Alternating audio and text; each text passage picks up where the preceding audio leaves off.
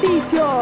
Take a tour through the sword of a strange rain. Paint the train, you'll be singing in the rain. Say, don't stop, do punk rock.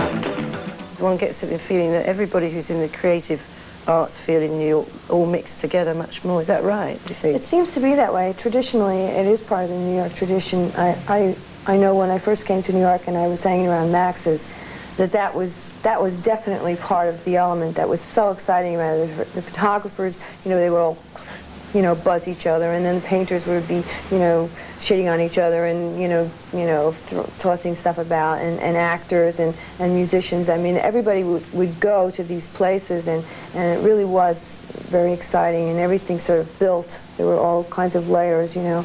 I mean, I could have fallen into the disco dance world at that time as well. I mean, there were a lot of things that could have happened to me in 1976, but that's where I went, you know. So I think that's probably really instinctive, or, you know, just natural.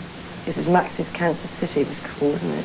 Well, that was a little bit earlier, Max's. This is, I guess, more of the CBGB's era. Yeah. And you just arrived in New York then and were drawn straight to that kind of stuff? Yes, it was a funny thing that happened, because what it really was is that in '73 was this sort of transition between the glitter into the punk era, and the Dolls were having their red thing when they were working with Malcolm McLaren, and you know, that was real exciting. I was always a Dolls fan, and the Club 82 was still open, you know, and all the drag queens went, and everybody was wearing platforms and glitter and blah blah blah, and all that was sort of dwindling, dying off. And then I ran into this friend of mine, Elda Gentile, and she said, "Oh, I have this new band, you must come and see it." So I said, "Well, what's it called? What's it called?" Because I was, you know, dying to do something.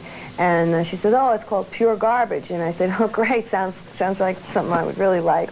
And so she said Holly Woodlawn was in, and I loved Holly from the Warhol pictures. And so I called her up, and she said, "Oh, the band broke up." I said, "Oh, gee, that was quick."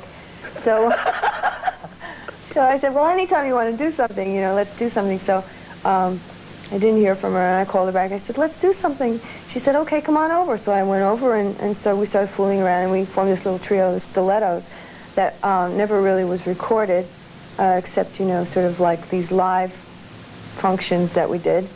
And that's how I met Chris, and that's how the whole